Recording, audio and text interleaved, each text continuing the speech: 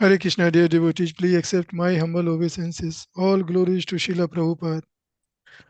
I welcome all of you to His Holiness Chandramauli Swami daily class. And today Maharaj will continue on Srimad Bhagavatam, Canto 3, Chapter 1, verse 43. Hare Krishna Maharaj, please accept my humble obeisances. All glories to Srila Prabhupada. Hari Hari. With your permission, Maharaj, I will share the screen. Permission granted. Thank you, Maharaj. Over to you. Thank you. Hare Krishna. Okay.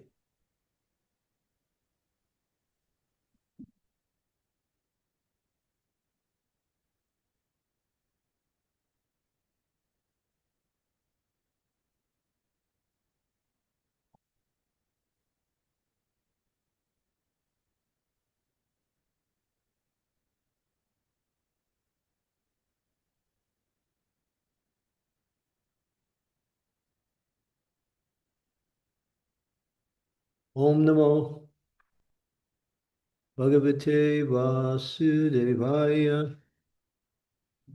Om Namo Bhagavate Vasudevaya. Om Namo Bhagavate Vasudevaya. Nunam Nipanam Trimadopatanam Mahim Mahuschalayatam Chamubihi Vadat Pramarnarti Jigir Sayeso Pyupyai Satagam Bhagavan Kurunam. Despite his being the Lord and being always willing to relieve the distress of the sufferers, Krishna refrained from killing the gurus, although they committed all sorts of sins. And although he saw other kings constantly agitating the earth by their strong military movements, carried out under the dictations of the three kinds of false pride. Purport. As declared in the Bhagavad Gita, the Lord appears in the mortal world to execute his much-needed mission of killing the miscreants and giving protection to the suffering faithful. In spite of that mission, Lord Krishna tolerated the insult to Draupadi by the Kurus and the injustice perpetrated against the Pandavas, as well as insults to himself. The question may be raised, why did he tolerate such injustice and insults in his presence? Why did he not chastise the Kurus immediately? When Draupadi was insulted in the assembly by the Kurus by their attempt to see her naked in the presence of all, the Lord protected Draupadi by supplying the unlimited length of clothing. But he did not chastise the insulting party immediately. This silence of the Lord did not mean, however, that he excused the offenses of the Kurus. Aribo, you're going to do more? Okay. There were many other kings on earth who had become very proud of the three kinds of possessions: wealth, education, and followers. They were constantly agitating the earth by movements of military strength. The Lord was just waiting to get them together on the battlefield and kill them all at one time, just to make a shortcut in his killing mission. Godless kings and heads of state, when puffed up by advancement of material wealth, education, and increase of population, always make a show of military strength and give trouble to the innocent. When Lord Krishna was personally present, there were many such kings all over the world. And thus he arranged for the battle of Kurukshetra. In his manifestation in Vishwarup, the Lord expressed his mission of killing as follows. I have willingly descended to the earth in my capacity in inexorable time in order to decrease the unwanted population. I shall finish all those who have assembled here, except you, the Pandavas. This killing does not wait for you to take part in it. It is already arranged. All will be killed by me. And if you want to become famous as the hero of the battlefield and thus enjoy the booty of war, then, O Savasachi, just become the immediate cause of this killing and thus take the credit. I've already killed the great warriors Bhishma, Drona, Jayadratha, Karna, and many other great generals. Do not worry, fight the battle, be famous as a great hero. The Lord always wants to see his devotee as the hero of some episode, which he himself performs. He wanted to see his devotee and friend Arjuna as the hero of the battle of Kurukshetra. And thus he waited for all the miscreants of the world to assemble. That and nothing else is the explanation of his waiting. Umagyantimirandasya ganajana salakaya chaksun melitamnena tasmai Shri Gurave Namaha.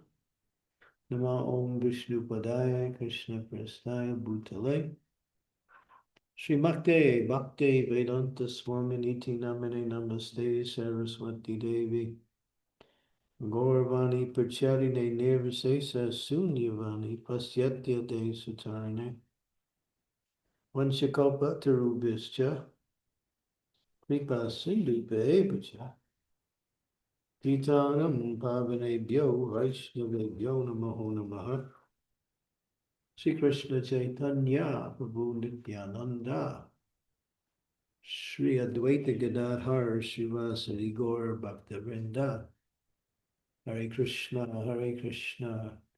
Krishna Krishna Hare Hare Hare Rama Rama Rama Hare Hare Yada Yada Dharmasya Gladar Bhavati Bharata Nabhutaram Dharmasya Tatatmaham Srijamyaham Pavitranayam Sarunam Vinasanaya Chaduskritam Dharma Samstarpanartaya Sambhavami Yuge.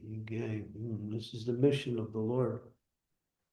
When the world gets overburdened with military forces who are demoniac in nature, the Lord descends himself and he comes to remove these military demoniac forces by creating a situation where they fight amongst themselves, and then the population is reduced, and at the same time the demons are destroyed. And then he comes to reestablish religious principles, and then he does that by sending his devotees to act on his behalf, the pure devotees of the Lord. And he also comes to give pleasure to those devotees who are there during these times, who are helpless in the face of all of this calamities surrounding them. The situation is an eternal principle that's mentioned by Krishna in the Bhagavad Gita in the 16th chapter. It's explained there's an eternal battle between these two forces, the Suras and Asuras. These are both created beings. The Asuras also are created beings. They don't grow up all of a sudden and become Asuras. Some are like that, but there are planets where there are beings that are demoniac in nature, and they hover below the earth. And at times they also enter into the earth planet when the karma of the earth decreases and people become more and more sinful, and then the world gets overburdened with these forces. We might say we're in a present situation today in the world like that. But Krishna has come already in this age in the form of his holy name. And therefore, that's the incarnation in this age. Kali Kale Namarupa Krishna Avatar, Namavaiti Hayasanga Jagat Nishtara. That the Lord comes in this age as in the beginning of this age as Krishna. And then, of course, again, he appears as Lord Chaitanya Mahaprabhu, and then he also brings the Yuga Dharma, the means for removing irreligion in the world and reestablishing religious principles. And that is the Yuga Dharma, the chanting of the Hare Krishna Mahamantra Harinam Sankirtan. So this is the Lord's service to the living entities. And because he is the upholder of religious principles, he sends his devotees many times to do the work. But when the condition gets so severe that the devotees become, what we say, overwhelmed by irreligion and demoniac forces, then he comes personally. That's how he came 5,000 years ago, when these demoniac forces were very strong. This was maybe thousands of years before that. Parasuram, the incarnation of the Lord, advented to kill the demoniac kings who were presenting themselves as leaders in the world, who were full of arrogance and pride and exploiting the citizens. So Parasuram, with his swift axe, he said he could swing that axe at the speed of the mind. Can you imagine how fast that is? You can't. The mind speed is the fastest correlated speed in existence. You're sitting here right in front of your computer, and you just think of any place in the world, and then you're there by that speed of the mind. The mind is that fast. And so after destroying 21 generations of demoniac kings, there was no rule on the earth. And so the heirs to these thrones, who were not qualified to take the position, so they made a plan to bring back saintly rule on the earth. This is mentioned in the Mahabharata, wherein the princesses, the daughters of many of these kings, got married to sages, sages who are fixed in what we say austerity and renunciation. And they married these sages and produced a clan of progeny that were Rajarsis. They were kingly, at the same time they were governed by saintly principles. And then the earth, after hundreds of years, again came back to being established with saintly rule. But as we mentioned, the demons are always causing trouble. So there was an outbreak in the heavenly planets where the demons attacked the demigods, and there was a huge fight in the heavens. Some people think to go to the heavens is very nice. But Prabhupada said, at any time, the demons can attack, and then there's war, and then there's calamity. Many times in the history, we read about it, how the demigods were driven out of their kingdom by the power of the demons. And at this particular battle, the demons wanted to get a base to fight against the demigods, so they chose Earth. And in doing that, they incarnated in different species, and these were the same demons that were killed by Krishna later when Krishna appeared. So when that burden became so much, then Krishna appeared.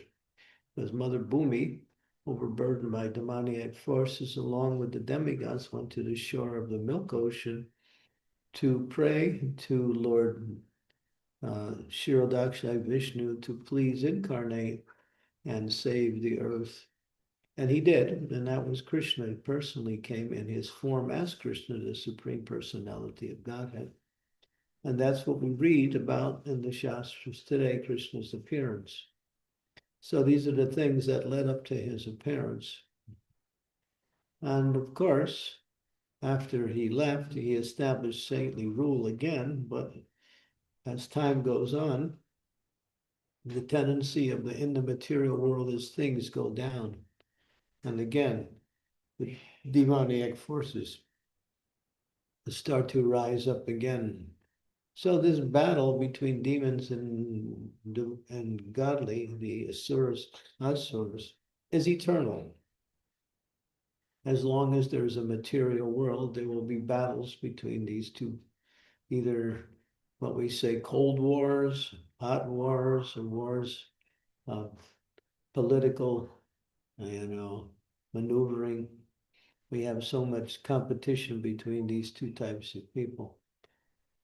The demons of nowadays cannot be seen. They hide behind political and social, even ecclesiastical programs, and they direct things through governments and make policies which continue on with they always want to continue with wars because war is good profit for the demons.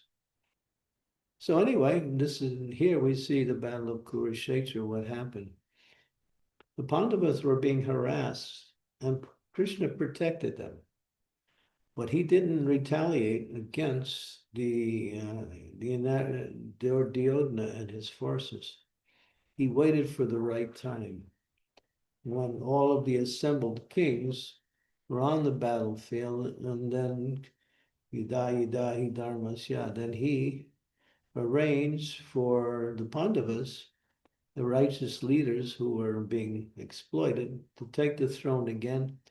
But he tried to do that in a peaceful way, but Duryodhana didn't want to hear anything. He wasn't interested in compromise. He wanted to rule the whole world, and he saw the Pandavas as his enemies, who were the actual rightful heirs to the throne.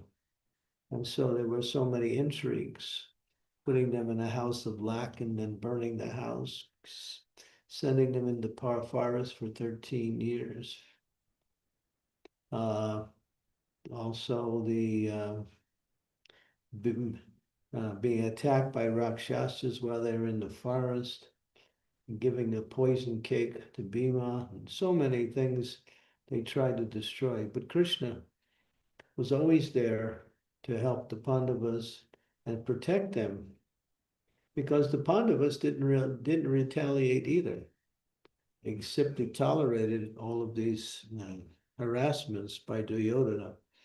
But Krishna was making his plan, and Krishna does that. He knows how to make the solution in one go.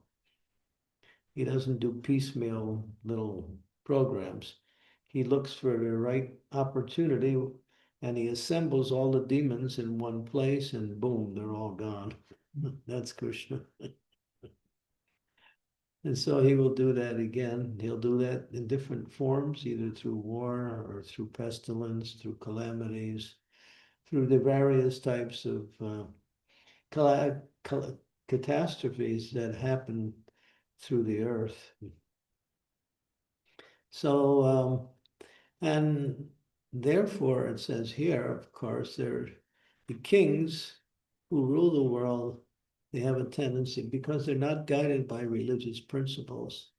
They're guided by, profit, adoration, conquest, and they do different means to maintain their power or to achieve power. So that's the nature of the demons and those who act on behalf of the demons also. Prabhupada was really talking quite clearly. Yesterday I was listening to his lecture. He was saying that there's only two kinds of people in the world, the devotees and the demons. If you're not worshiping the Supreme Personality of Godhead, you're a demon. Pretty much that's what he said. He didn't say it in so many words, he said it directly.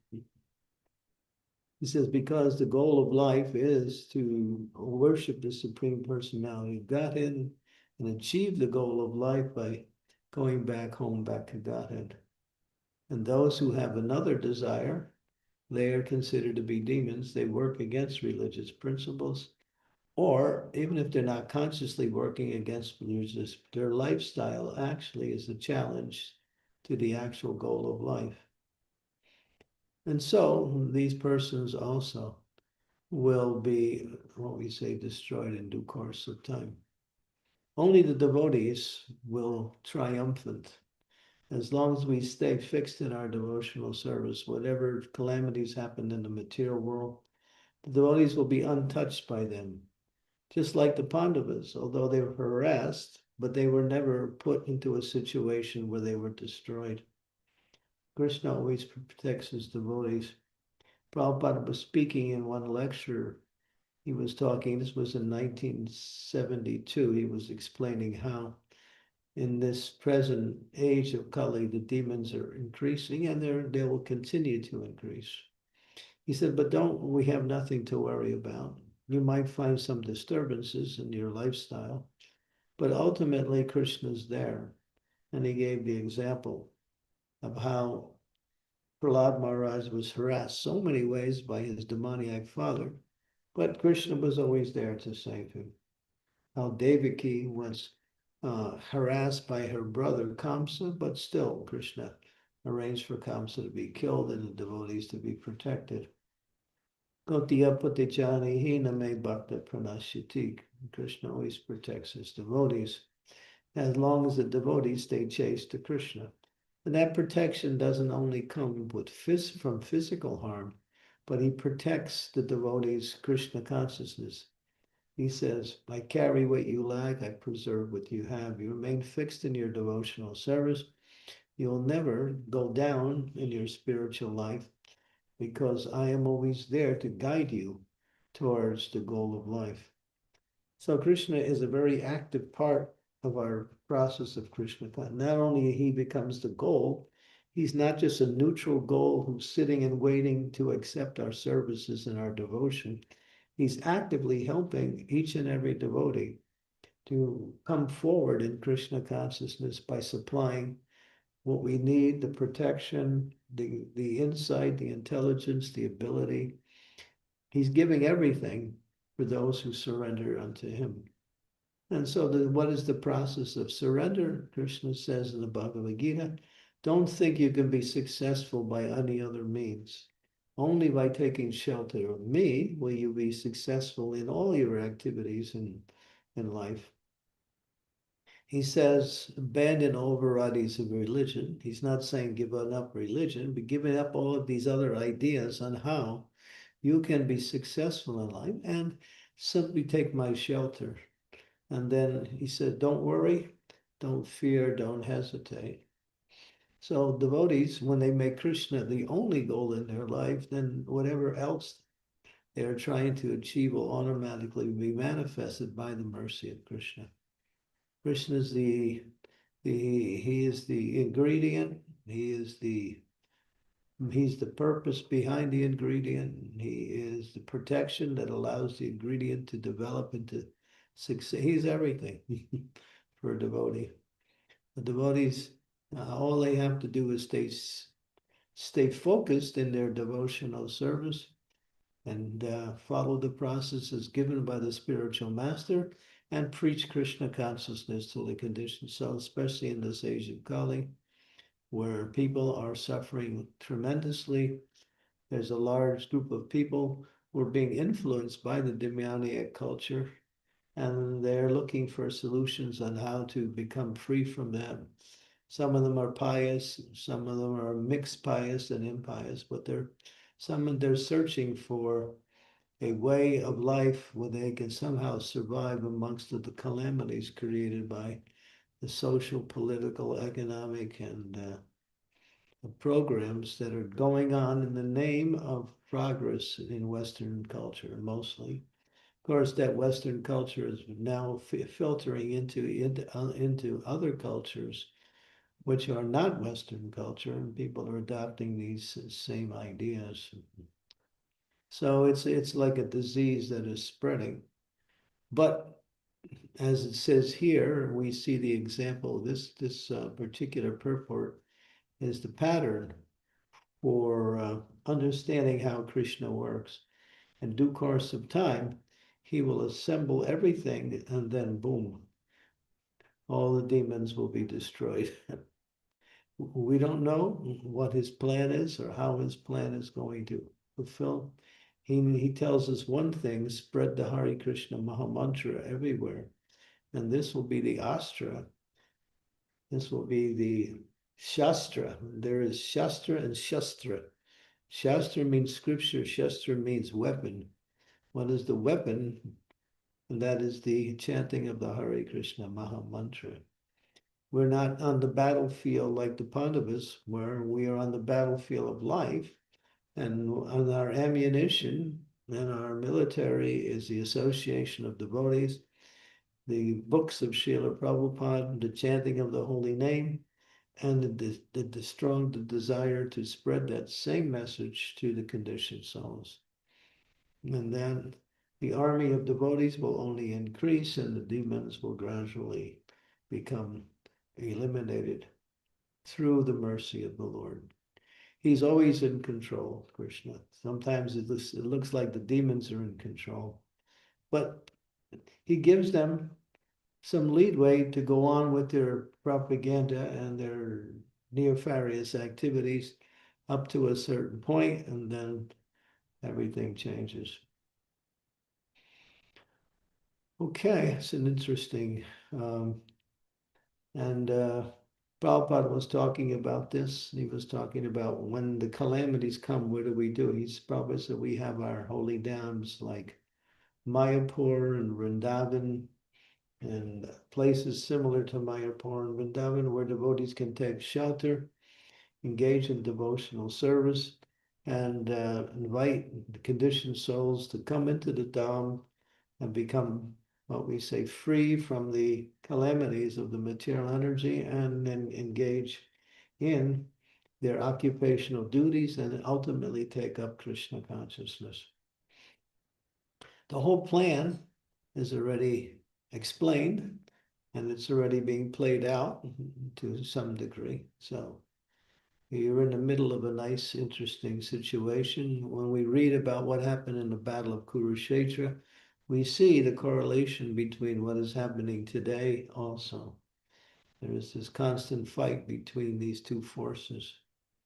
Even in the material world, there are people who are not devotees who want to eliminate the demoniac rule also. They are motivated by the modes of goodness, and they also have their plans to eliminate the demons, but they'll do very little. Everything will depend on Krishna as he moves his devotees to take part in purifying the world through the Harinam Sankirtan. And of course, he'll use the material energy to smash the demons.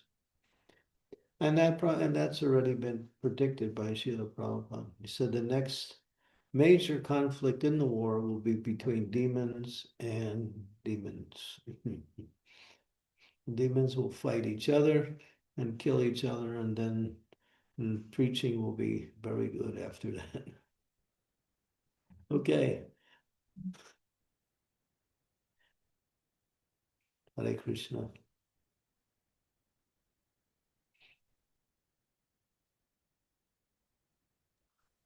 Thank you, Maharaj, for this amazing class and also this big assurance for all of us that Lord is going to be, he is there, but he's going to take care of all the devotees.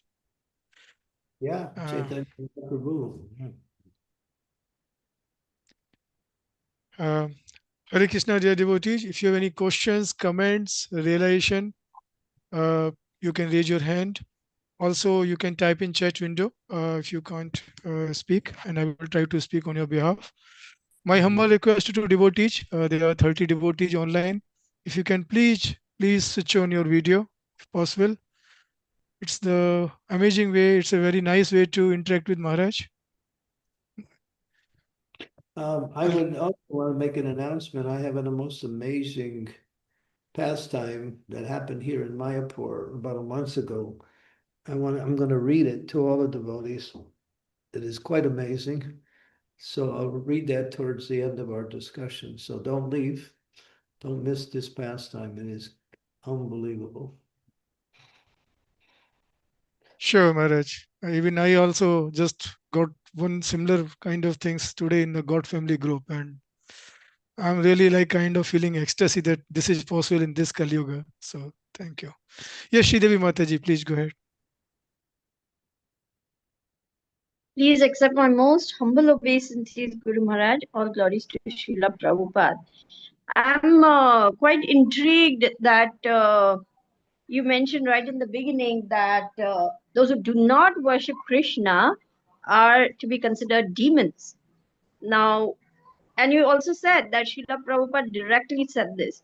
So I would like to read more. If you can kindly guide me where I can read more about this statement of Prabhupada. But I also want to ask, because in India there are so many pious people who are worshipping demigods, demigoddesses, or some, Kuldev, and like that. And can we consider them demons?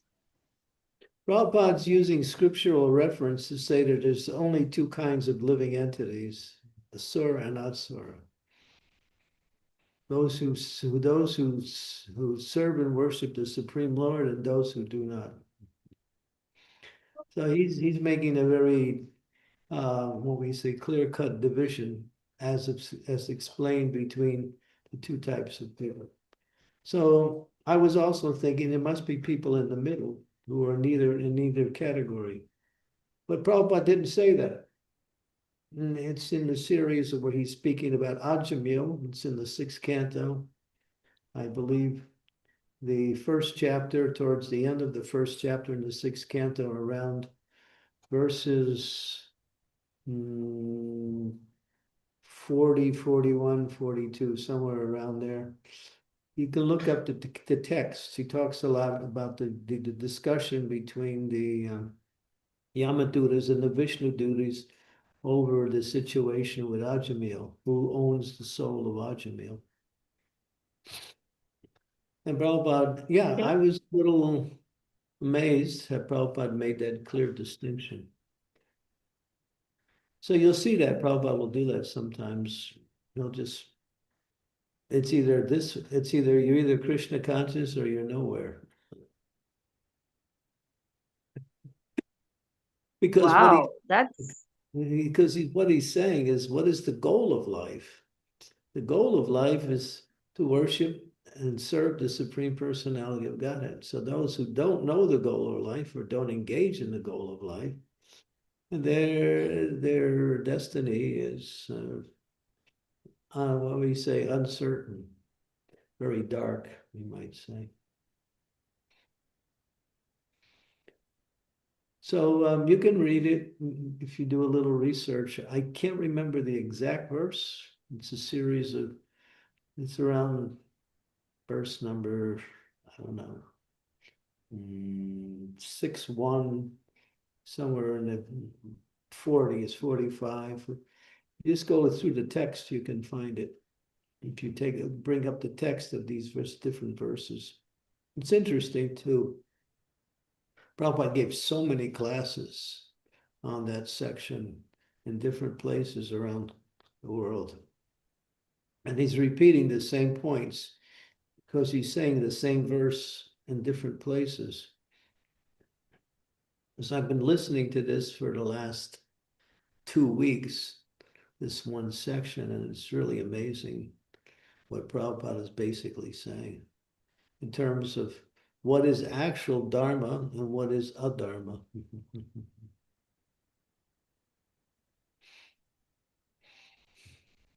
yes, Guru Maharaj. Very, very, profound and very amazing, and definitely something I would like to read more for my own understanding in order to get clarity about this. Thank you so much. I'd have to do a little research, but I think I can find it. If I do, it'll take me maybe until tomorrow night before I can come up with the actual answer. Yes, Guru Maharaj. Thank you so much.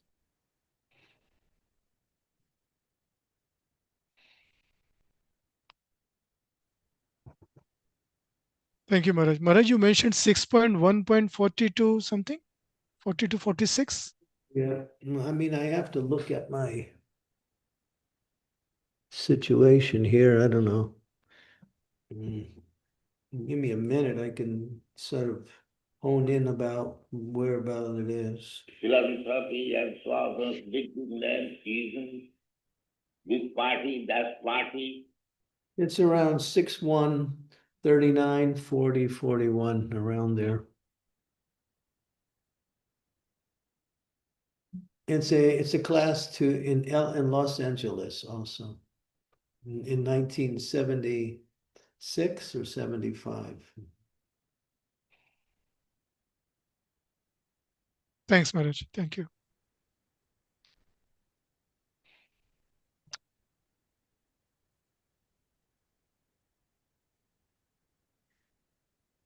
No questions. I can read this thing that you want to hear it. I wonder if it's the same thing you received, Vrindavanath.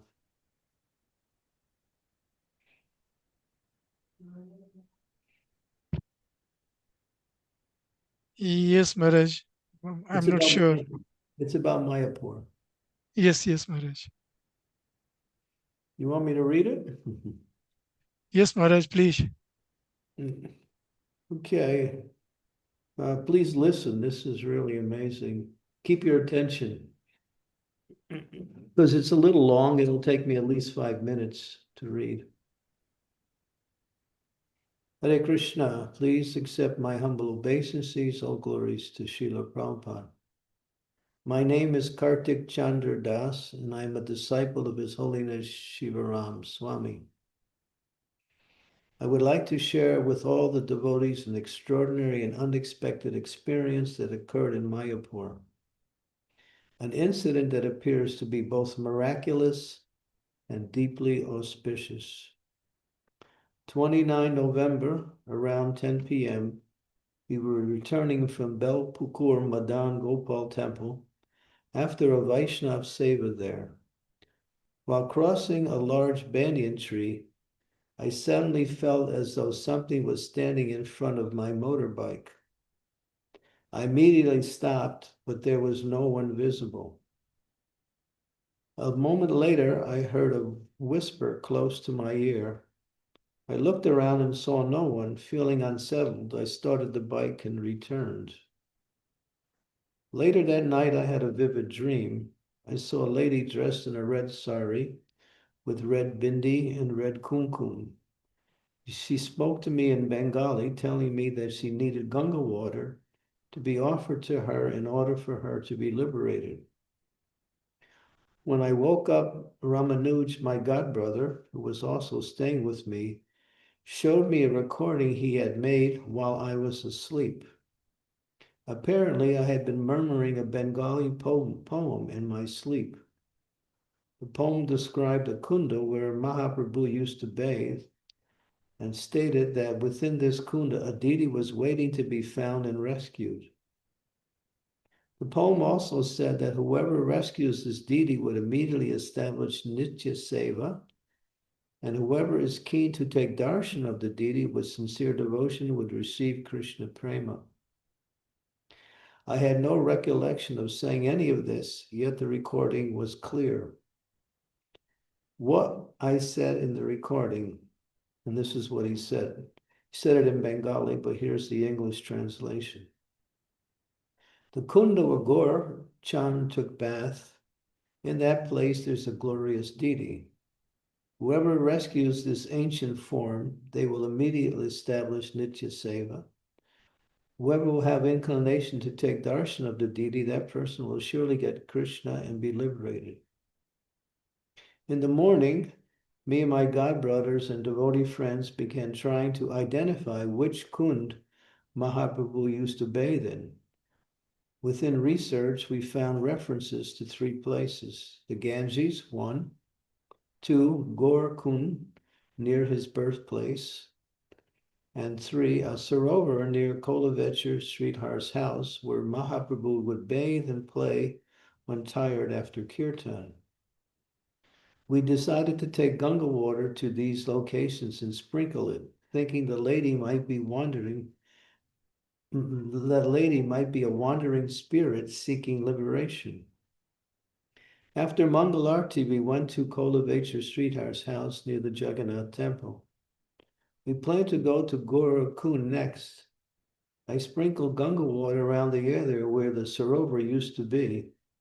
Then I felt compelled to walk into the forest area nearby, thinking perhaps the spirit might be there. As I entered, my feet suddenly felt heavy. I stumbled and I fell onto some dense bushes. Because of my fall, I noticed a half-buried old iron box hidden deep within thick vegetation, an area which no light reached and where it would have been impossible to spot under normal circumstances. I pulled the box out while Ramanuj, who felt scared, recorded everything. The box was extremely old. The metal was so corroded that it turned to powder at the slightest touch. It was tied with equal old iron wire.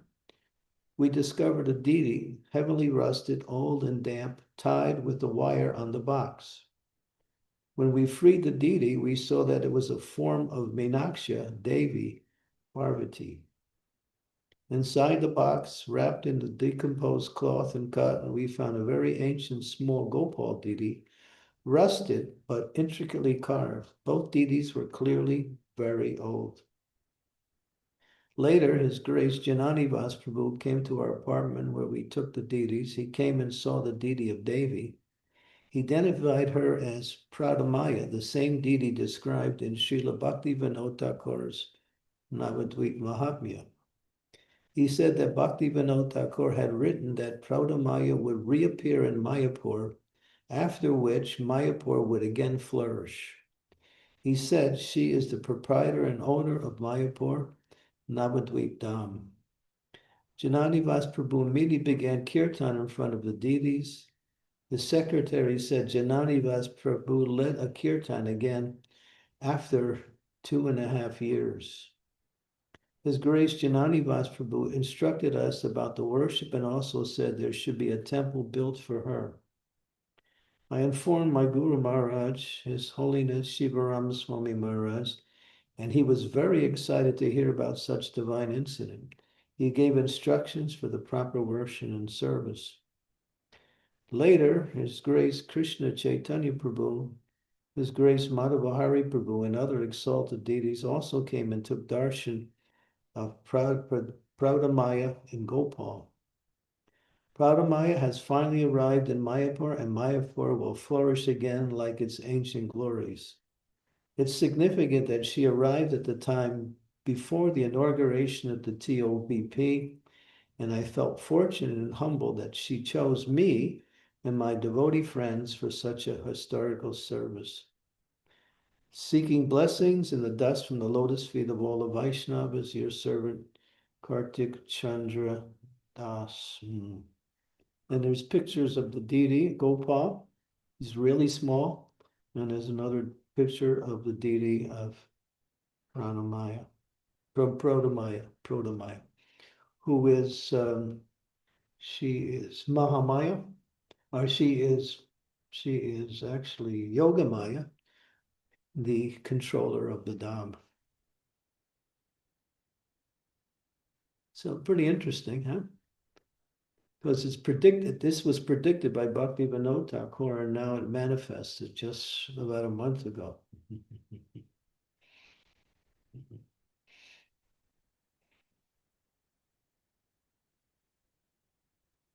It's so amazing, Maharaj. Absolutely amazing to hear such. It's like Yeah, in this time of age of Kali, such kind of divine incidents. Absolutely. yeah. If I can get some help, I'll show you the deity on the screen here. Let me see how to do that. Is this the same deity, Maharaj, you're referring to? That's Prodamaya. That's Prodamaya. And then you have Gopal. Yes. Gopal's a small deity. Yeah. Here's one more picture. That's Prodamaya deity. Yeah, she's carrying a parrot. It's interesting. But then there's the Gopal deity, which is really, really small. Do you have that picture too? Yes, Maharaj, I'm just opening. Mm-hmm. There he is.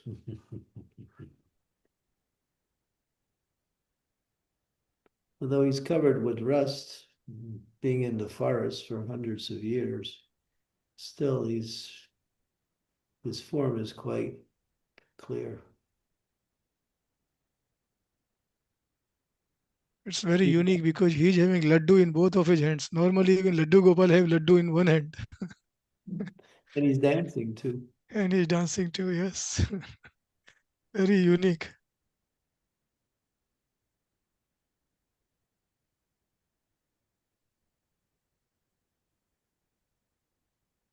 So come to And my this is the box. Oh yeah. Well, I don't have that picture. That's interesting. That's Rhoda Maya with her parrot. And this box. That was the box, yeah.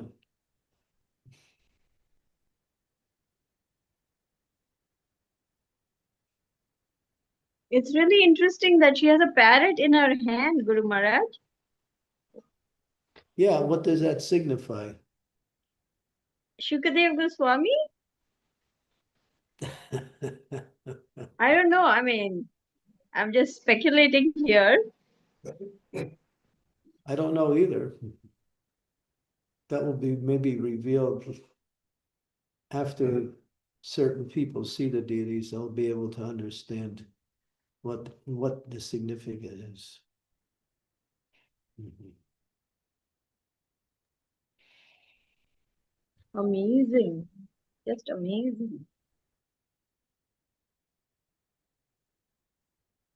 Yeah. So everything is directed by the hand of the Lord.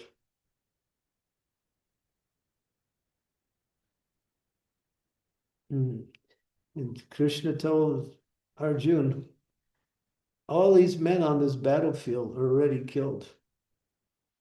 Then righteousness will reign. But it's up to you. If you want the credit, if you want the glory, if you want the benefit, then fight on behalf. So that's the same message that's being told to us. If we want to actually take part in this movement of Krishna consciousness and actually experience the glory of being an instrument to bring Krishna consciousness into the world, then we have to take part by preaching Krishna consciousness.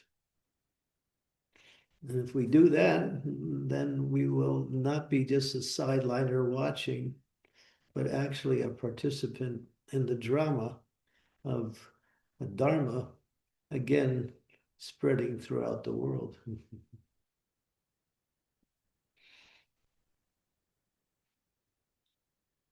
Preach. Either preach, find some ways to preach, distribute books, find ways to get engaged with outreach in different ways.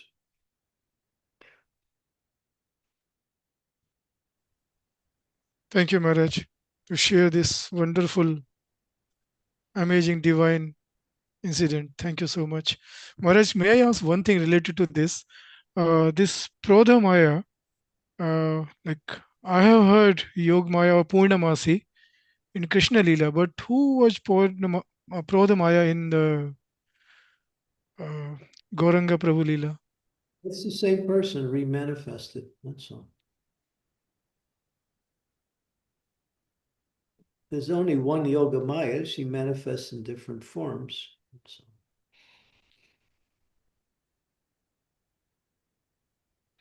she's the controller of the Dham. She controls the Dham. Everything works under her auspices. Now she's come to show that actually now things have reached a certain point where her appearance will indicate auspiciousness and the glory of spreading Krishna consciousness around the world. Everything starts from Mayapur. Everything starts from the birthplace of Lord Chaitanya Mahaprabhu.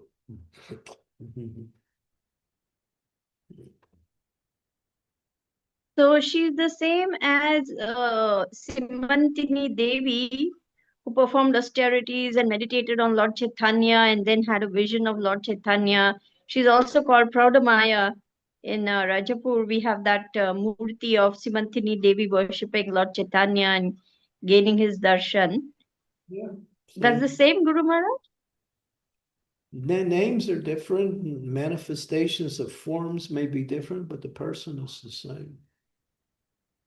Hmm. Hmm. It's like Lord Nityananda, he manifests himself as Ananta Shesh. He manifests himself as Lord Balaram. Same person.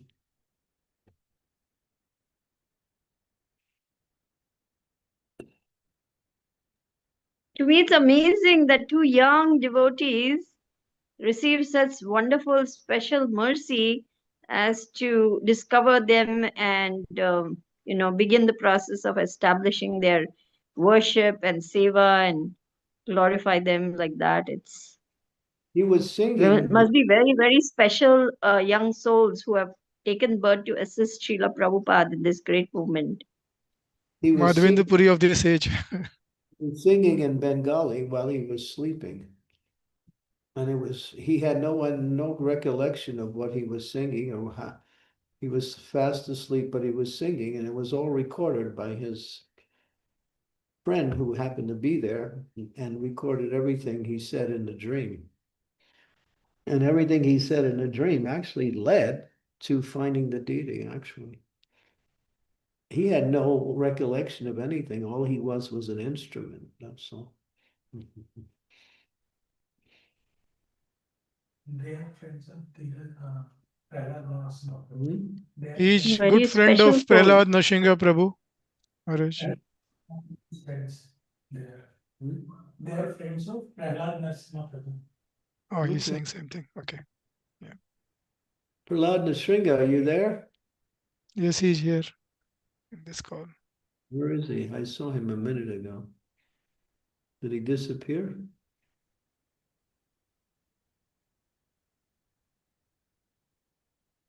These, you know these. All glories to Prabhupada and you. You know these devotees, right?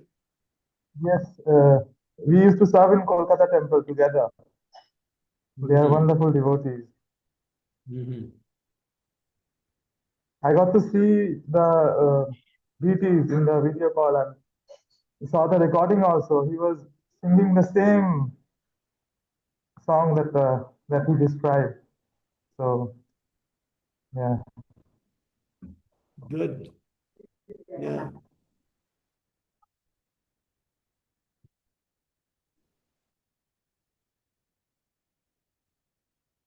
So now another temple will be built in honor of Rodamaya. Will it be Okay. at that same place where that iron box was discovered in between Belpukur, Madan Gopal temple and Chandrodaya Mandir, Guru Maharaj? At that point is where the temple will be established? Nobody has spoken anything about where, only that this was declared that there will be a temple established. Where? Stay tuned. So.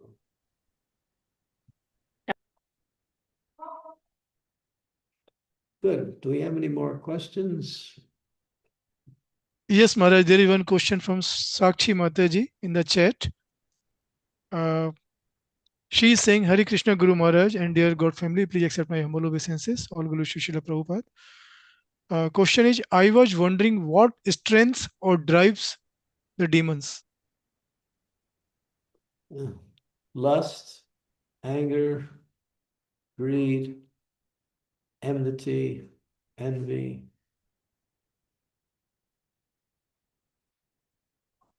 These are negative qualities, but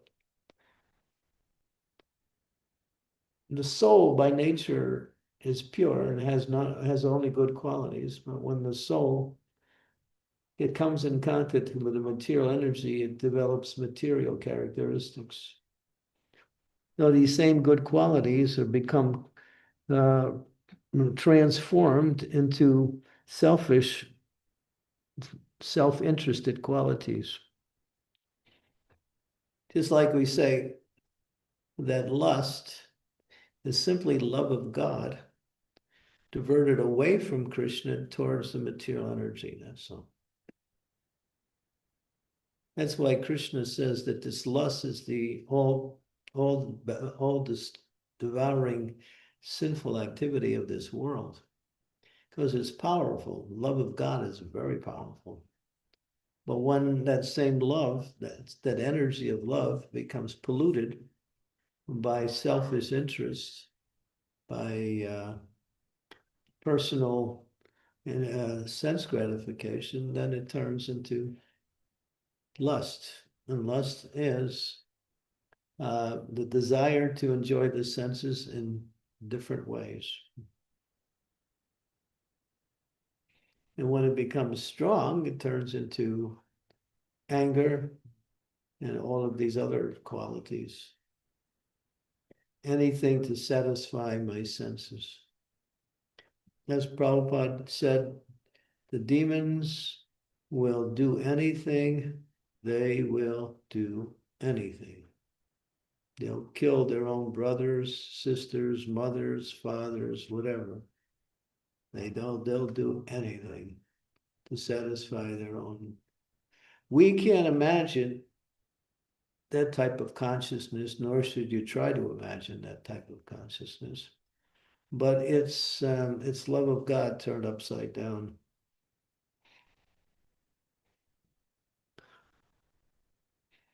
Krishna is the supreme enjoyer.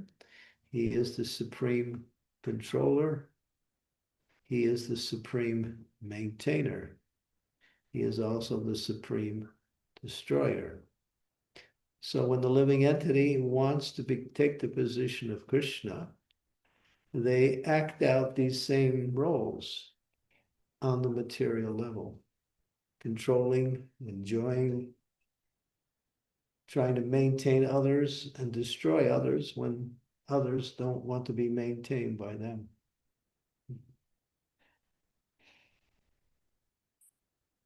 Yeah.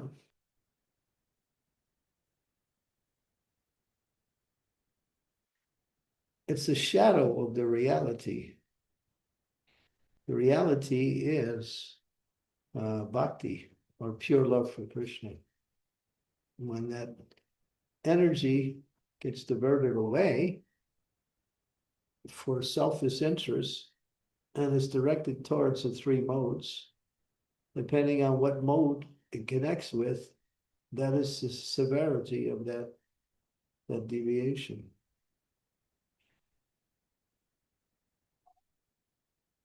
You read the 16th chapter of Bhagavad Gita, it explains the nature of the demons. There are three gates leading to hell: Kama, Krodha, Lobha. Every sane man should give it up because of it causes the degradation of the soul. I cast within demoniac species these sinful people, life after life after life. They never see the light of life. They remain dark into demoniac species, life after life. That's all there. Krishna speaks it. Krishna is the authority. You don't have to go anywhere else to learn anything. Let's take the words of Krishna in the Bhagavad Gita.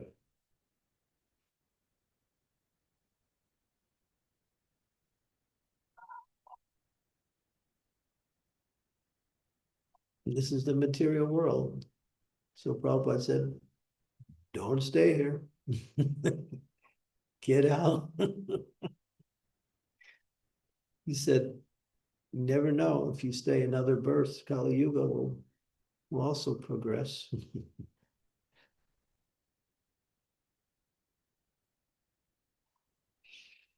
what goes on in the world today about what you don't know is greater than what you do know. Much greater, hundreds times greater, because these things are not brought to the general public. Things are very demoniac in many places around the world. But devotees are protected from that. Devotees are oblivious to it, but we can understand through Shastra, through Guru, and through the lives of others that actually, there is another realm of existence that is completely opposite devotion to Krishna.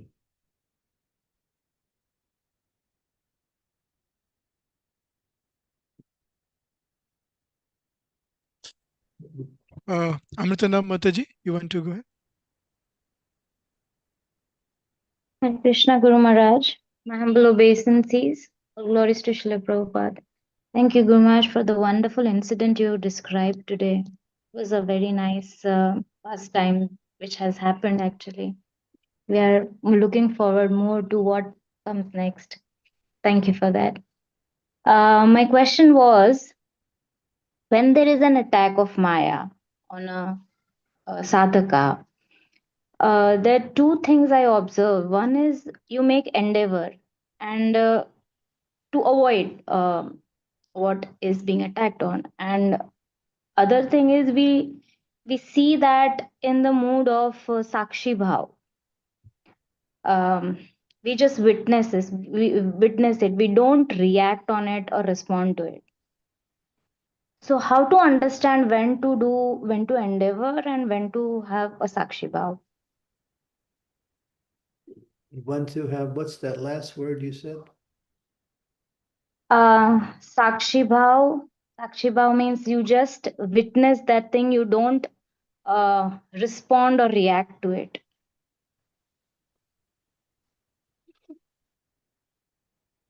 Is that a technique that is being used? Um, I don't know. Sridevi Mataji, can you help me with the word? What can be, or Vrindavanath Prabhu, what can be the word for Sakshi Bhav? Means simply witnessing and not participating, not reacting, not responding.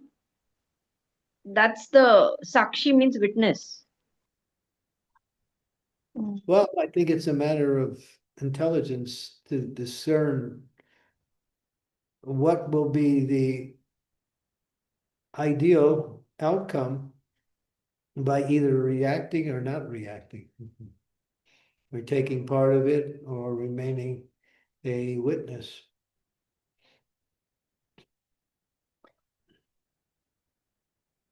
Sometimes you have to react in order to protect yourself.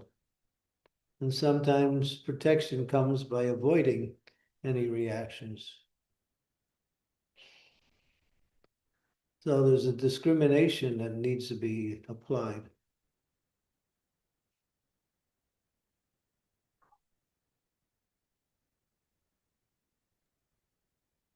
Thank you, Gurman. So that comes with intelligence.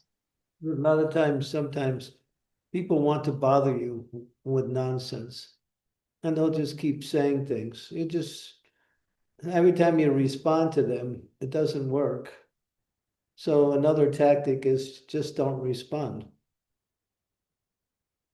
And after a while, they'll still automatically stop because they're not getting any opportunity to fight with you, nor they're getting opportunity to influence you, either way. So this witness thing is good in many cases, but it's not always the technique, the tactic to apply. When you have to say something in order to bring about a correct understanding, sometimes that is necessary.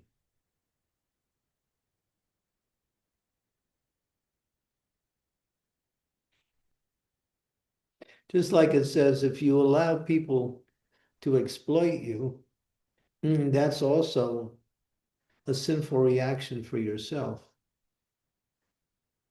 You should prevent people from exploiting you, because that's bad for them and it's bad for you. And so how to do that? Either react or don't react, but avoid exploitation by others.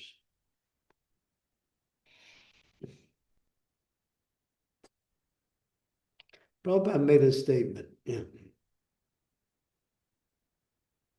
If you allow people to do harm to yourself, you're actually committing an offense also.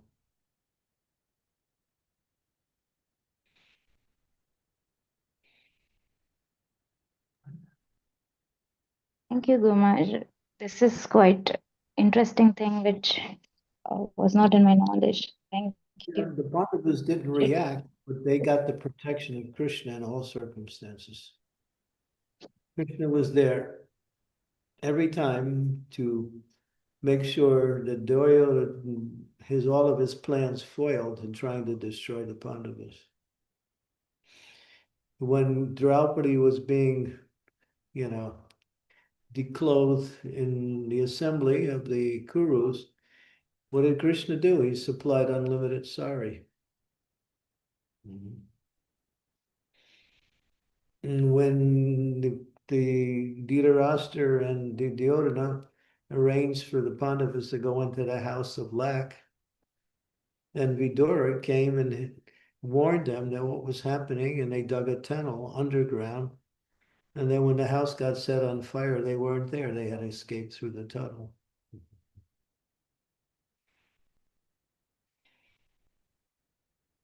And there were many other incidents too that Krishna saved the Pandavas. When Bhishma wanted to fight with all his might, Krishna knew that Arjuna is now going to be destroyed. Then Krishna jumped into action and started fighting directly with Bhishma.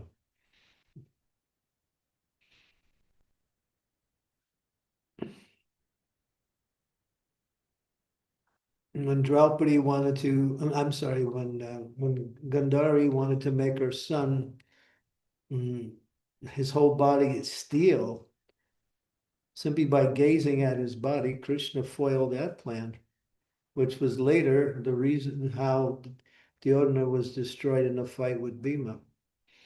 But Krishna jumped in so many times to protect the Pandavas because they were righteous, they were dharmic. They lived by religious principles. They took full shelter of Krishna, and Krishna was always there for them.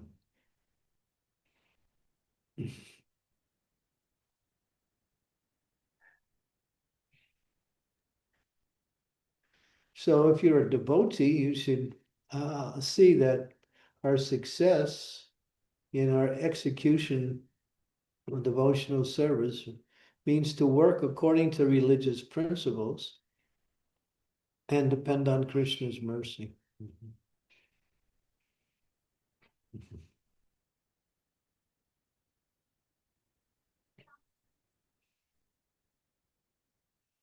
And everything will work out.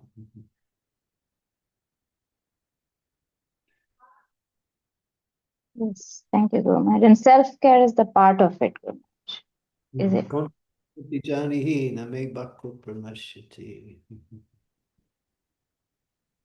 Yes. Thank you, Gurmaj, for this clarification. Thank you, Mataji. Sridevi Mataji. Okay. Maybe Raj Prabhu, can you go ahead? Hare Krishna Guru Maharaj, please accept my humble obeisances. Maharaj, recently US captured Venezuela. So in Vedic time, am I audible, Maharaj? Yeah, you're speaking a little fast and I can't catch the words. So recently US captured Venezuela. So in Vedic time, kings used to capture each other's state. How is this different? Like the demons are fighting against demons, but the action is almost same. How do we differentiate this? Don't worry about it. You can't figure it out anyway. It's just politics. Politics means violence, envy, cheating, lying, stealing. That's politics. Politics means you get your goal no matter what it takes. So I don't know. I'm not following that particular situation. I heard about it yesterday, somebody said. So yeah, so there's something going on.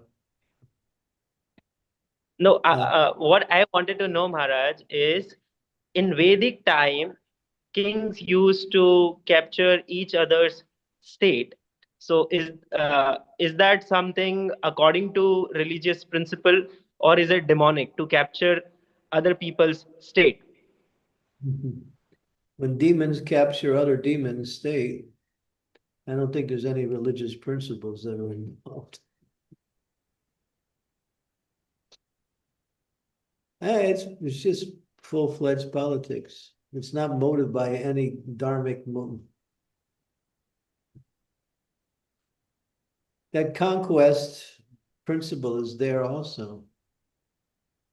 But now the world has changed, and the world is much smaller now. That if someone comes into another country, there's always there's other areas of the world that will defend that country. So that could turn into something big. Countries posture each other. Some some align themselves with one country, some align themselves with other countries. They all have vested interests. There's nothing dharmic about it.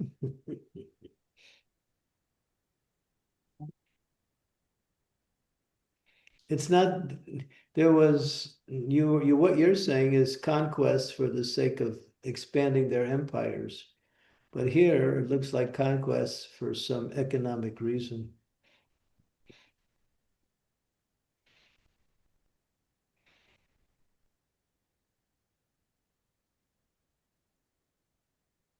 I mean, what is Venezuela going to do against the United States unless Venezuela comes up with a large support from other huge powers, and then there will be a standoff.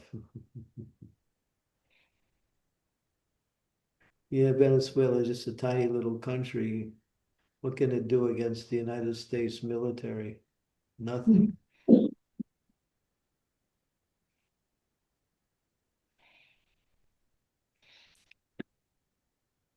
So I don't know the situation.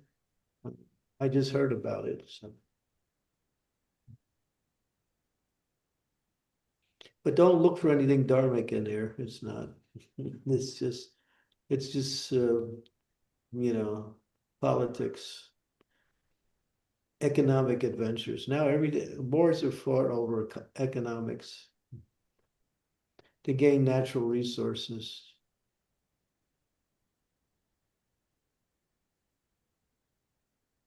Because in order to keep this industrial complex moving, you need a lot of energy. Oil is a big thing.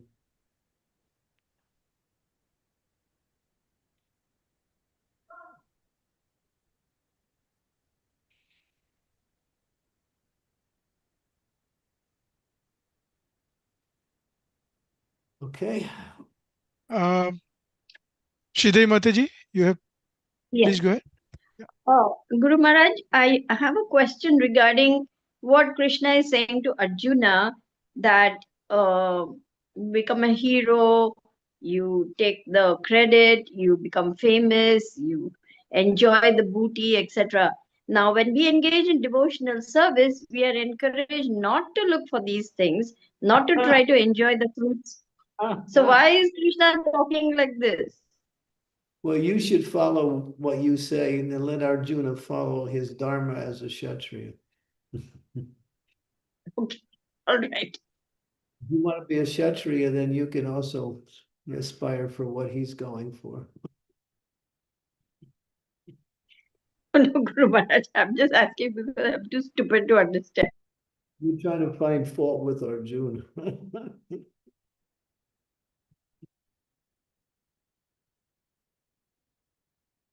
If Krishna tells him this, he's not alluring him into a wrong activity. You think Krishna's saying something that will be No, not at all. I'm just saying that how much Krishna loves his devotee, that he wants him to be a hero, he wants him to enjoy, and all those things are because out of love for Arjuna.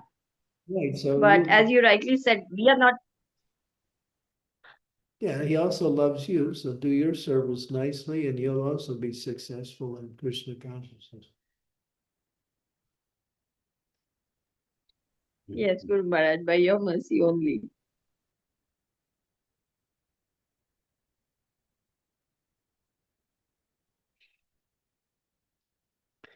Vrindavanath, are you still with us? Yes, Maharaj, there is one question from Rishabh Prabhu. I realize it's already 20 minutes over. Can we take this question as a last question, or you want to take this as a maybe tomorrow? Yeah, I don't have any programs upcoming, so we can continue. Sure, Maharaj. So, yeah. So, Rishabh Prabhu has asked, Hare Krishna, dear Gurudev and Vaishnavas, is it possible, Gurudev, that under the pretext of service to Krishna, devotees are being abused or exploited by the authorities?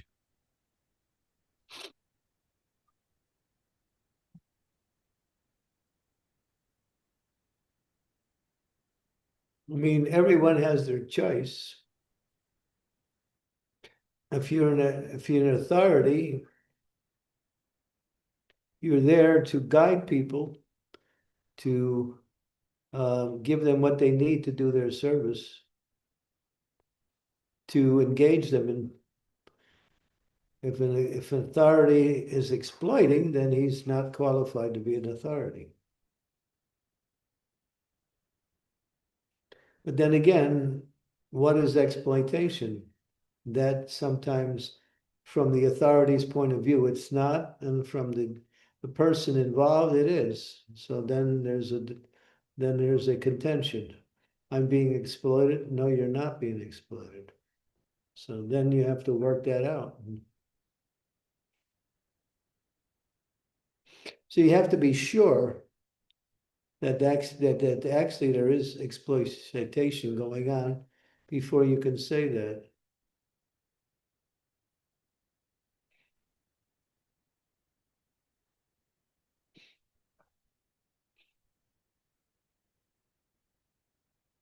I'm not saying authorities are perfect, but they have to be. If you're in a position of authority, you have to play your role according to the duties assigned to you. And if you don't, you suffer more than people who are not in authority who are doing the same thing.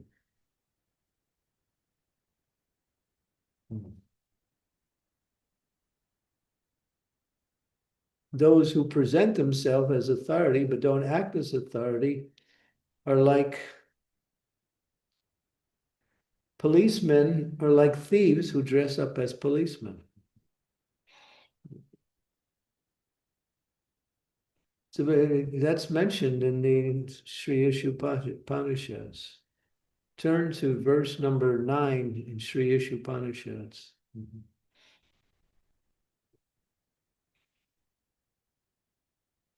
Verse 9, Sri Upanishads.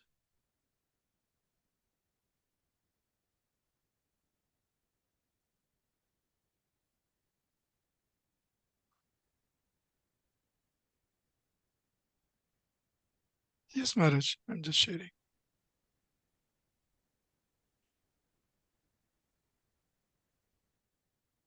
How can we divine exploitation? Those who engage in the culture of nation activities shall enter into the darkest region of hell. Worse are those engaged in the culture of so-called knowledge. Yeah. So those who are coming on as giving knowledge, but it's not knowledge, suffer more than those who are actually giving wrong direction.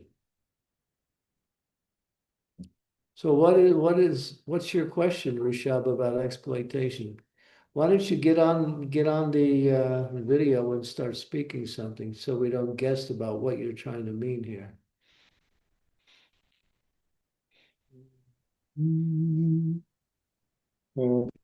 Hare Krishna. Krishna, dear Gurudev, Vaishnavas, present my humble obeisances. Thank you very much for this opportunity.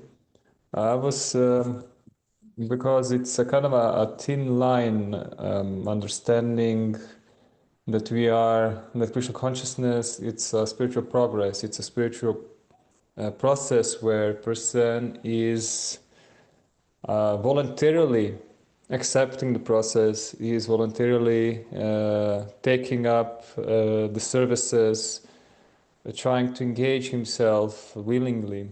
And on the other sense, the authorities are here to try to also motivate people to go outside the comfort zone, to go to the stretch zone, and to give more themselves than maybe they are maybe willing to do it. So it's kind of a balance between, you have a big voluntary organization, and you also try to organize preaching, organize these different activities.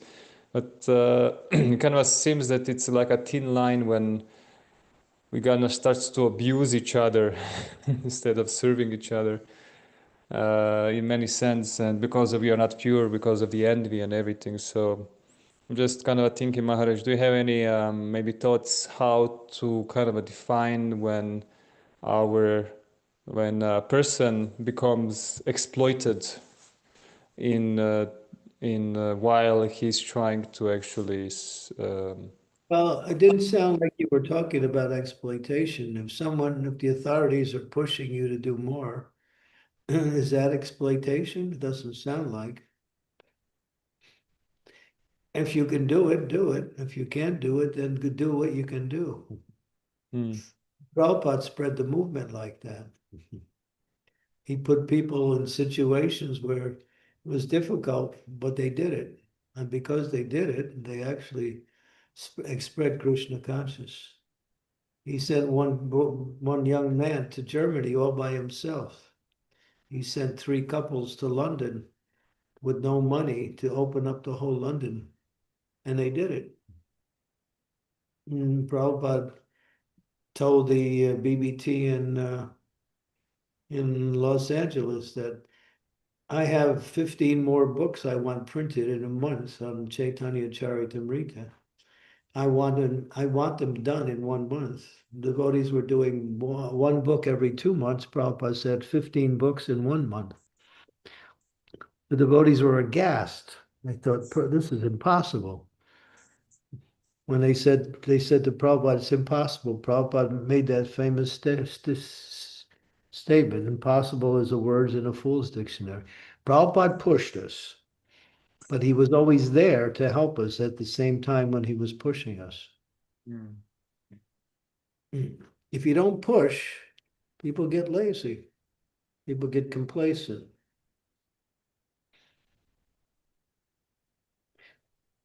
But you have to push where you don't break. And you have to know how to push.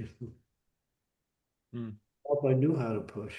And Prabhupada was always there to deal with the situations, even though he was pushing at the same time.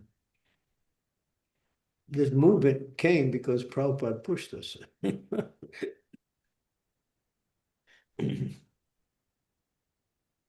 It seems, Maharaj, also that when Prabhupada's time, there was a special relationship with the guru and disciple in the sense that It's they were still all there very... if you want to cultivate that relationship, it's still there. Because Prabhupada's still there. Now you have not only Prabhupada, you have Prabhupada and his disciples. You have double. You think Prabhupada's gone? He's no longer active in spreading this movement?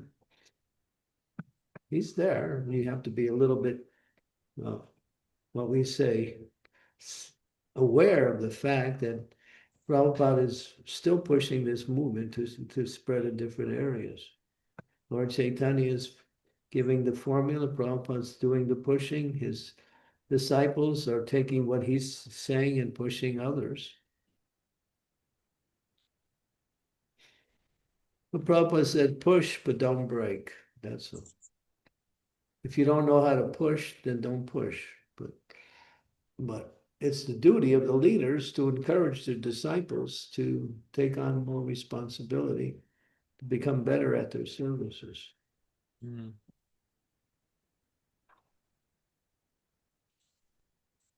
It's a amazing art, Maharaj, especially that when I'm reading all these memories of Srila Prabhupada and the way how all of these, all of your god brothers that are really dedicated to Prabhupada, how much they express their love, their attachment to him, how much they actually feel that they, you know, their heart was one that was really intimately conquered by Prabhupada, how much they were willing to do all of these things for him without any, you know, doubts, without any. It's like it's just amazing the force, the dedication, the trust they had in Prabhupada's words to do all these things without hesitation. It's I don't know, it's out of this world kind of.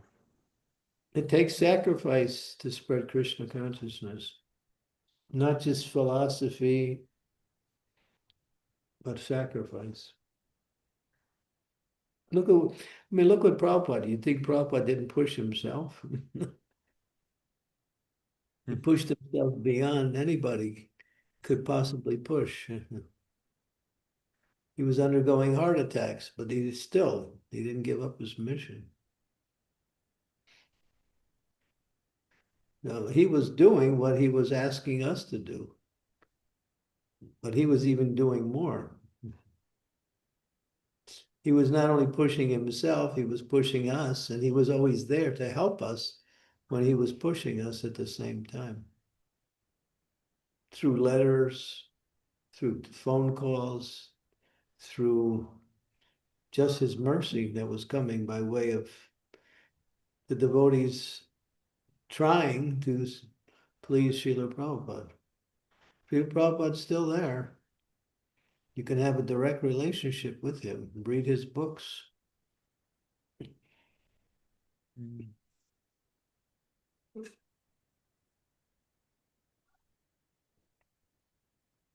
This movement is a spiritual movement. It's not a movement of action and reaction. It's a spiritual movement.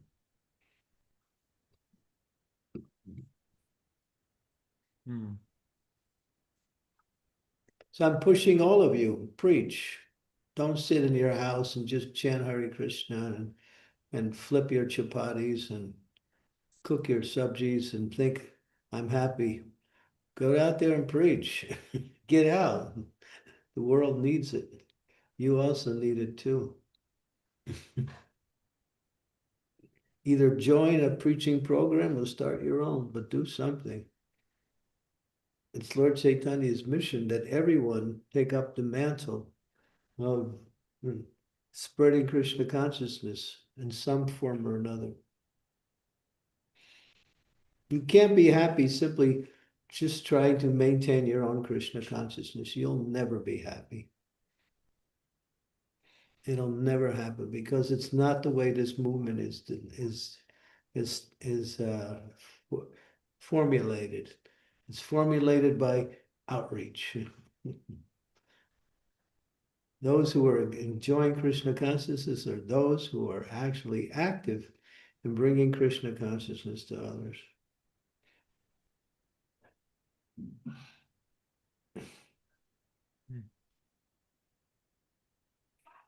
Yeah, thank you, Maharaj.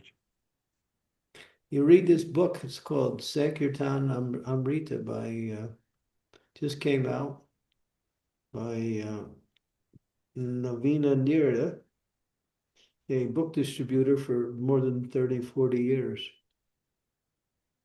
He gets into the whole philosophy of Sankirtan. He's not just telling stories about what he experienced. He's talking about the philosophy of Sankirtan. It's really deep. Hmm. And he's making Sankirtan described as preaching. Whether you're preaching in one way or another, that's called Sankirtan. Hmm.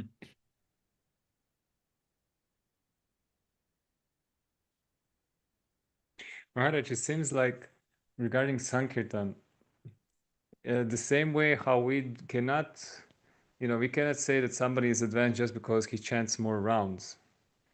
We have to see how he acts, how much he's really absorbing Krishna and everything else, So the same way, just because somebody is distributing lots of books doesn't mean actually he's actually a advanced devotee or he's actually advancing in his life. But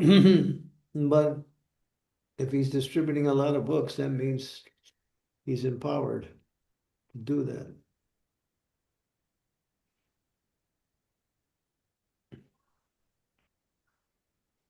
That means he's taken up the austerity of sacrificing his own time and energy so he can distribute mercy to the fallen conditioned souls.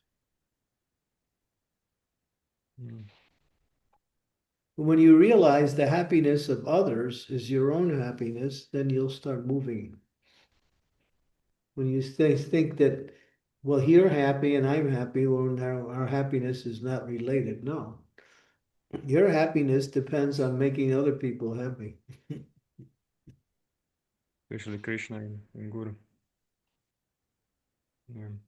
And the best way to make people happy is give them the opportunity to achieve the goal of life by putting them on the path of bhakti. So stay out there, keep preaching. Don't worry about, do what you can, maintain your own sadhana, keep strict sadhana, and then you'll be empowered to do some, or you'll make devotees left and right.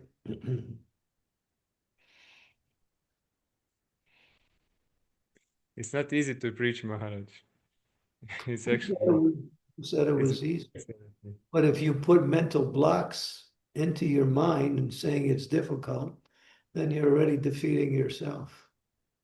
Because you don't realize behind what you're doing is the mercy of the Lord, which can overcome any difficulties. Go for that mercy.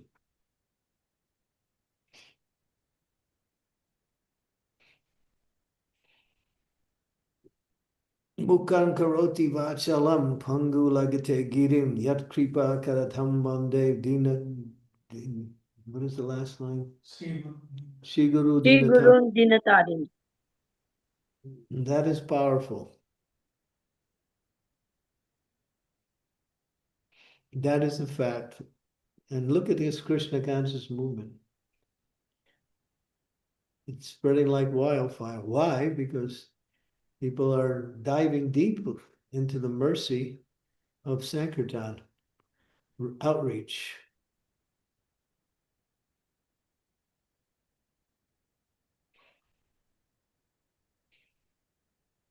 Keep going, you'll go back home, back to Godhead. Only if I manage to keep your lotus feet on my head. And don't perform too many personal austerities thinking that's going to make you take nice prasadam, keep yourself rested, and go out and preach. Don't just eat a few grapes in the morning and expect to distribute books all day, That's false austerity. You look thin, you look like you're not eating enough. So far, I think I found something that really works because I have to see what digestion allows. Prabhupada But said, take prasadam and work hard. mm, That's his motto.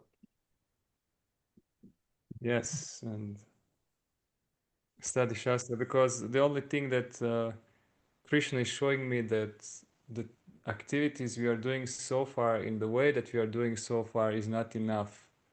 to attract the new souls. He is not sending new souls. He's not even showing any signs of sending new souls.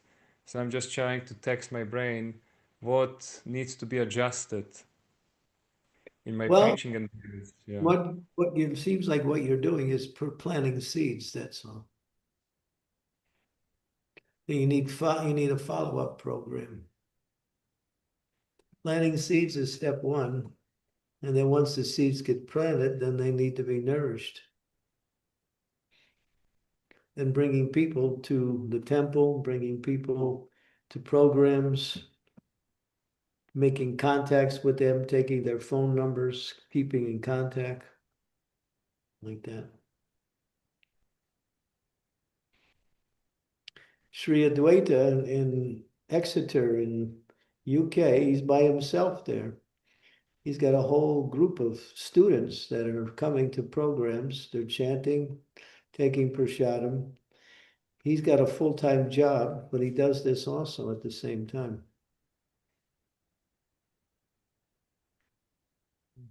And I've been talking to him, trying to encourage him to continue. It's a struggle, but he's doing it. And as you build, you also create people who are favorable, and then you also engage them in service. And then you have a little team with new people, and they're also helping you with the preaching also by bringing their friends and doing some of the work that involves an outreach also.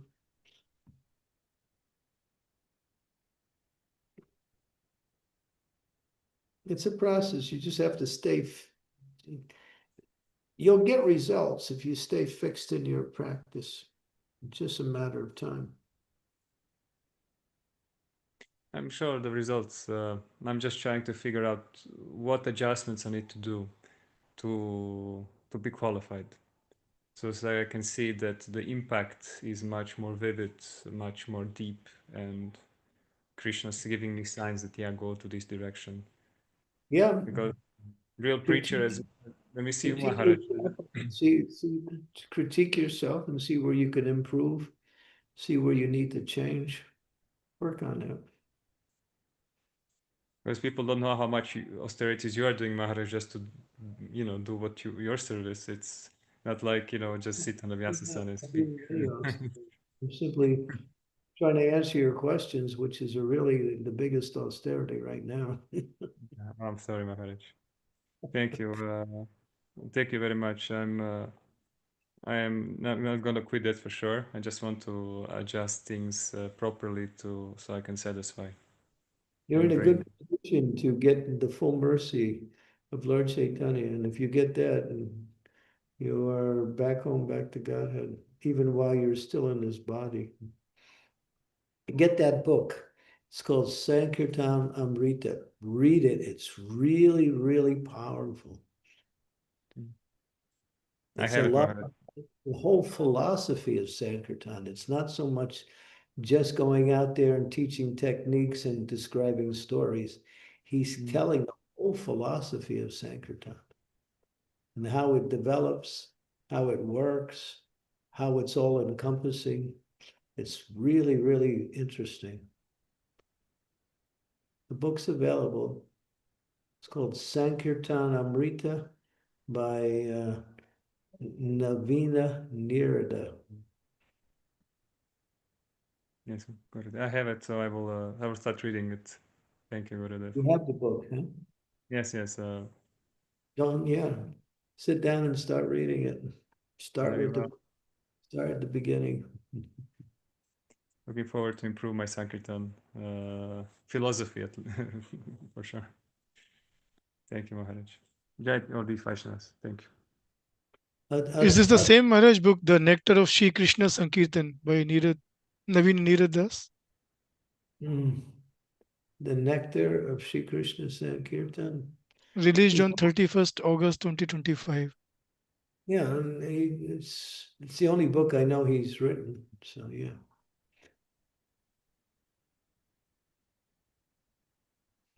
Okay, we have two more questions. I hope it's okay, Maharaj. You mentioned earlier. So may I take it? Asutosh, go ahead. Yeah, Prabhu, please go ahead.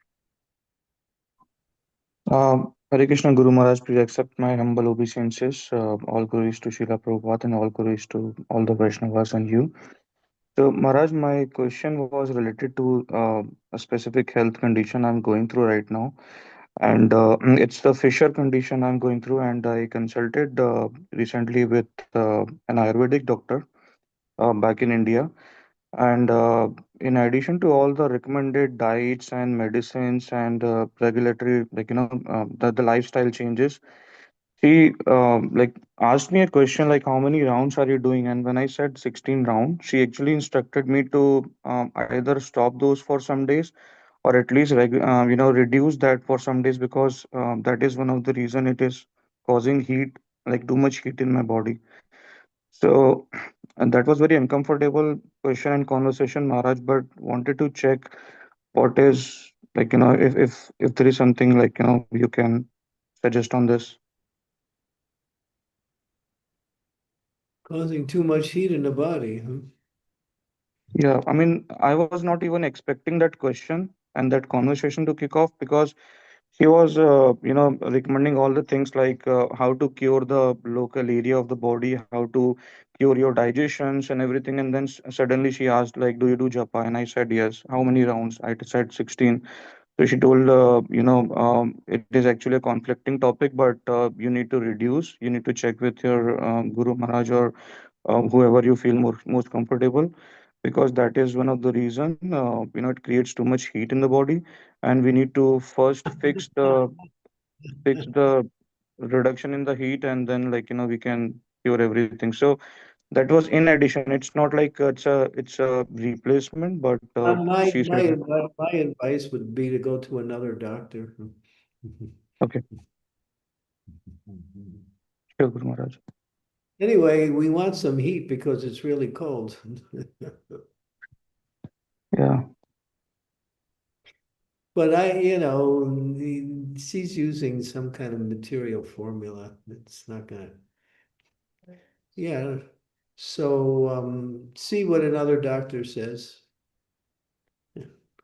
If you get the same thing from 2 or 3 doctors, then you can consider it. But just listening to one doctor doesn't really give you. Sure, because this doctor's recommendation actually came from ISKCON Juhu, devotees, Maharaj. So I was thinking like she may like, and she was very much aware about the ISKCON Juhu preachers and people over there, and they said like she's one of the trusted doctors. So I can definitely reach out to other doctors for the other like second or third opinions.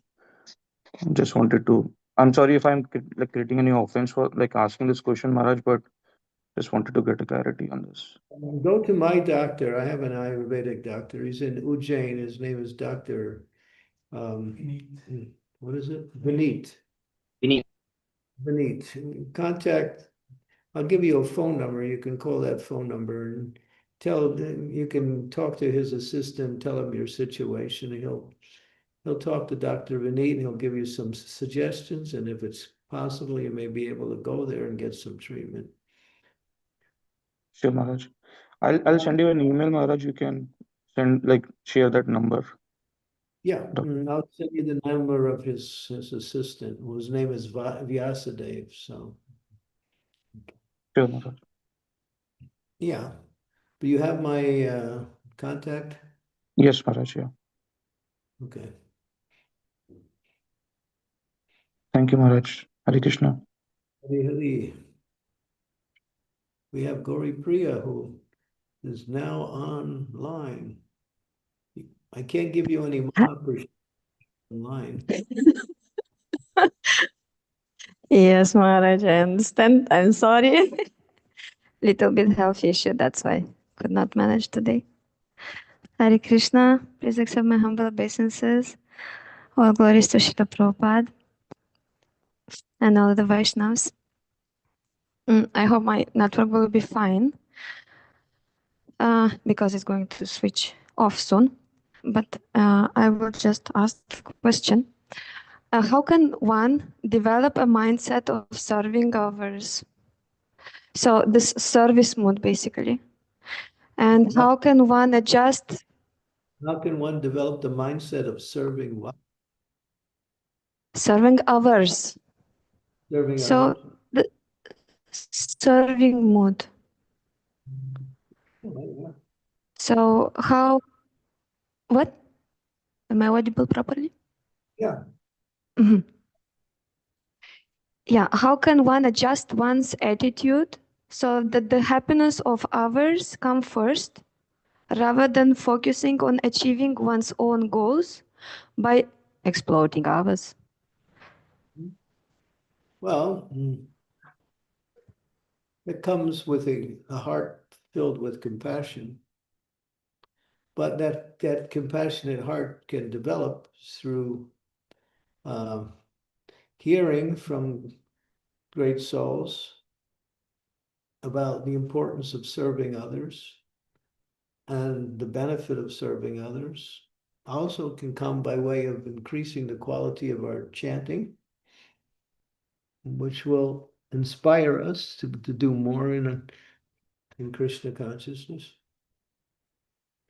But we can also just understand that, okay, this is what I can do. Let me just do it. Let me look at ways to serve others. Let me think of ways people need something. People, you can give people prashadam. You can exchange ideas with other devotees. You can give gifts to others. You can speak kind words that will inspire people in their practice of Krishna consciousness. You can think of so many different ways. You can see if someone's in distress or having some difficulty, you can ask them, how are you? Can I help you in any way?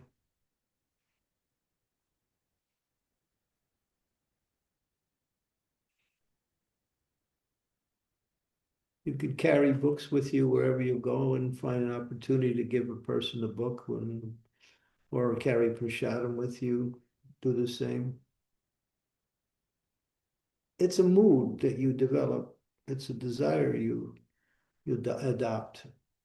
I want to serve the devotees. Give me an opportunity to see how to do that, and Krishna will help you. But you have to have the desire first. If the desire is not there, it won't manifest. Yeah, that's the thing, how to develop that desire. Oh, just do it. That's just Krishna. if you want to do it, then do it. Even if it's not perfect in the beginning, but still, it's the attitude is good. The mood is right.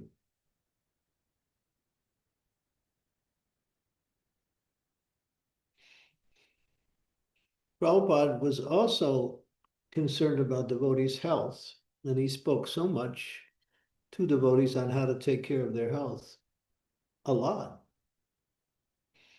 He wasn't just interested in giving them, spiritual knowledge, which he did perfectly, but he was also concerned about their personal life, make sure that they were getting what they need to live nicely and to execute devotional service.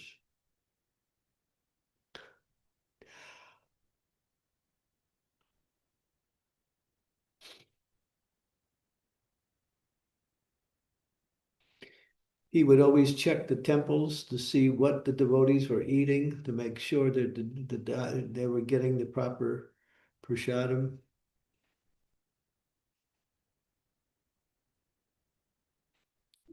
When he'd see devotees were a little sick or something, he would either send his representative with some suggestion or say something himself.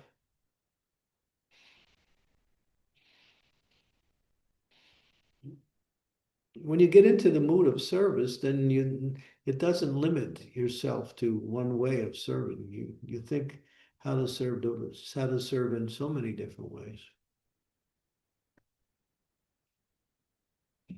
If somebody needs some money and you have money, you can help them. Somebody needs a friend to talk to, you can be there.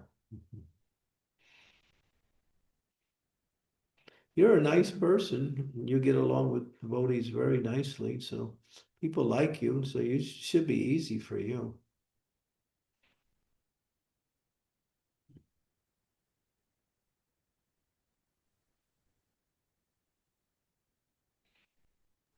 Not very easy.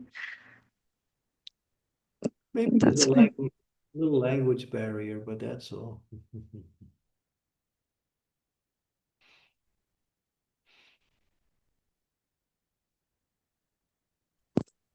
Thank you. Hari, I got the answers. Haribol. Thank you, Mataji. So, Maharaj, I don't have any further questions on the chat or anybody hands raised. So, maybe with your permission, we can close this call. Yeah, we're at the 2-hour mark.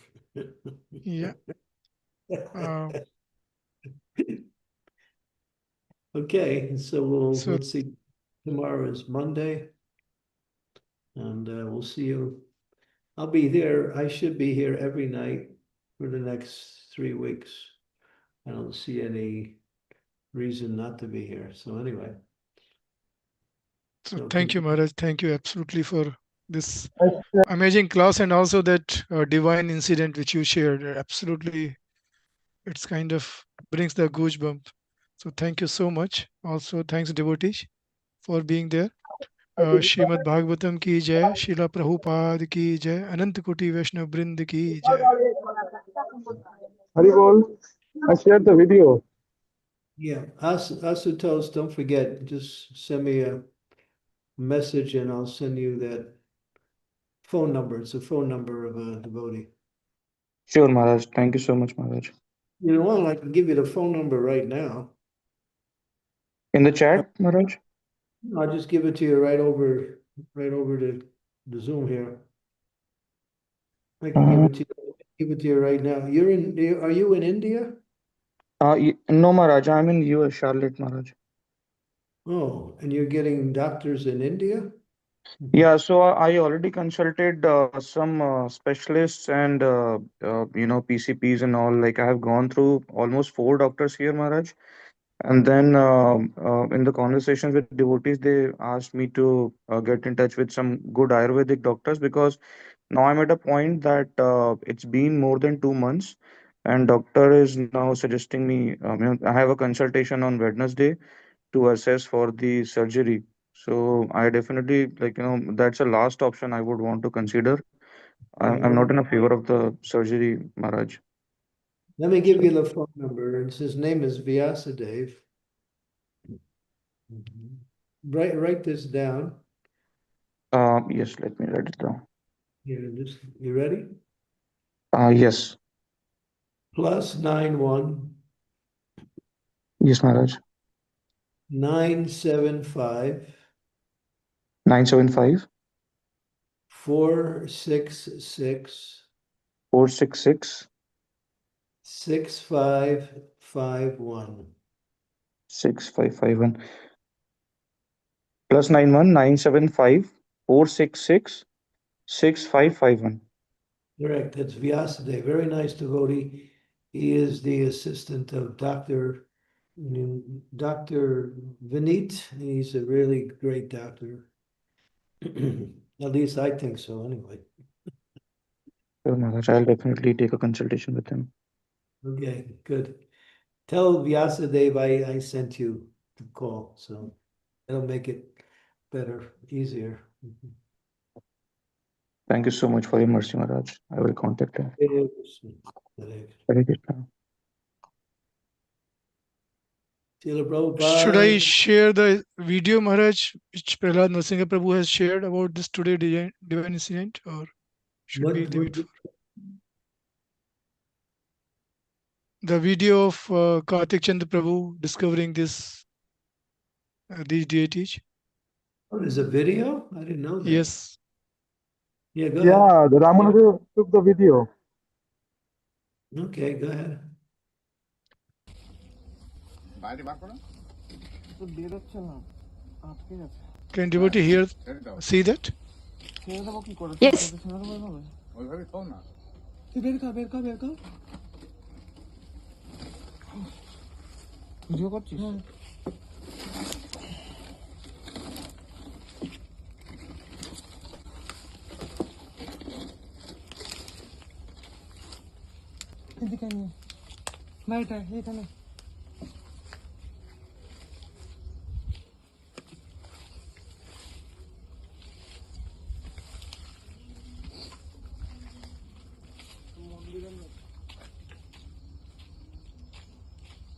এখানে জিনিসটা আছে তোমাকে কে দেখাচ্ছে? ও স্বপ্ন দেখেছিল, স্বপ্ন স্বপ্ন দেখেছে কালকে রাতে। ওখানে রাখো, ওই মন্দিরে বেশ মন্দিরে নিয়ে যাবো,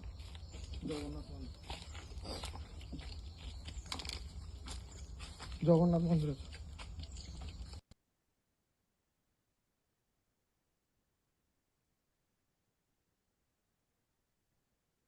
Thank you.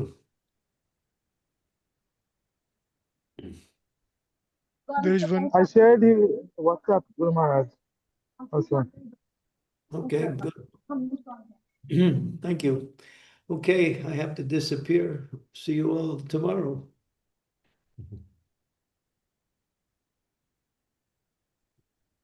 Thank you, Maharaj. Hare Thank you so much. Hare Krishna.